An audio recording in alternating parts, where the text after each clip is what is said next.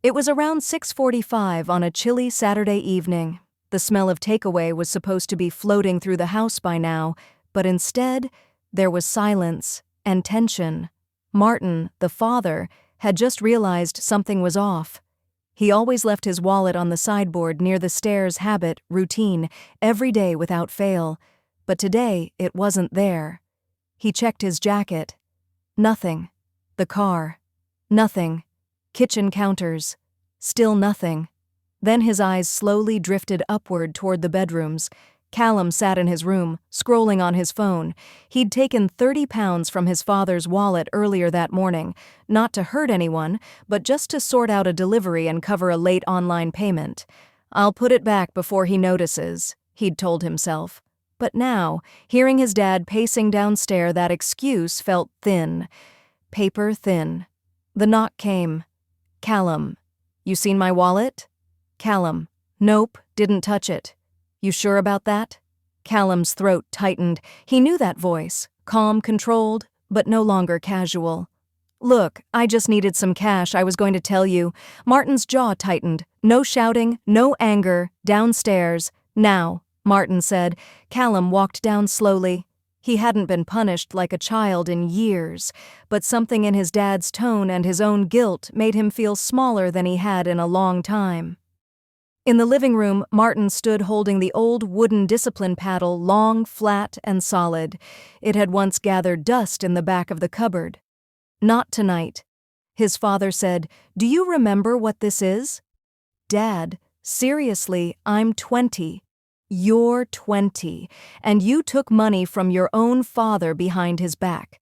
Don't throw your age around when you're acting younger than your brother." "I was going to give it back.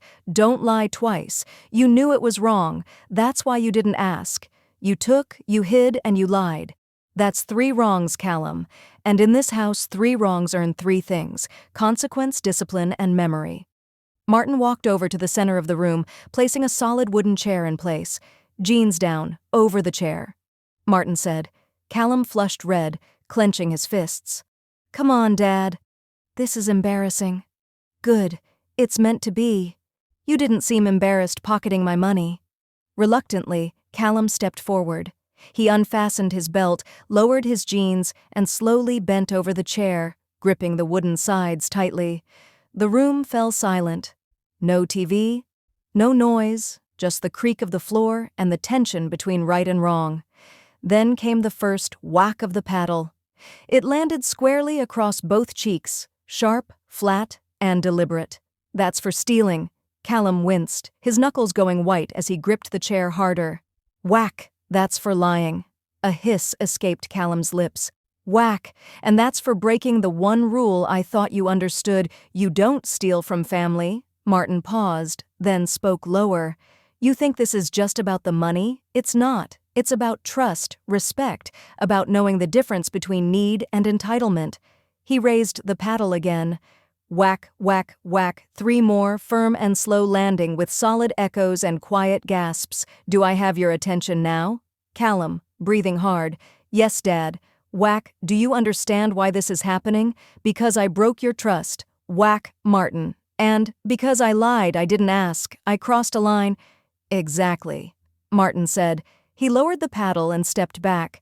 "Pull your jeans up, then sit and listen." Callum did, his face flushed, eyes a little glassy. Martin sat across from him.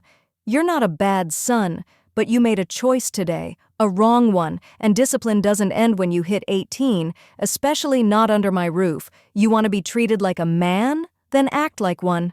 Callum nodded slowly. "I will. I swear. You'll pay the £30 back and you'll write a letter explaining it. Not to me, to yourself. Keep it in your wallet, so next time your pride or panic kicks in, you'll remember this moment."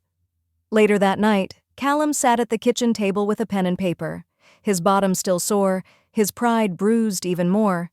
He wrote, "I took what wasn't mine. I lied to someone who trusted me, and I got reminded of the cost. This won't happen again, because I won't forget how it felt to be held accountable like a man." Callum, aged 20. He folded it, slid it into his own wallet, and placed the £30 note on the table for his father. Some lessons aren't taught with lectures, they're taught with silence, wood, and consequences, because stealing from family isn't just about money, it's about breaking something you may never fully earn back: trust.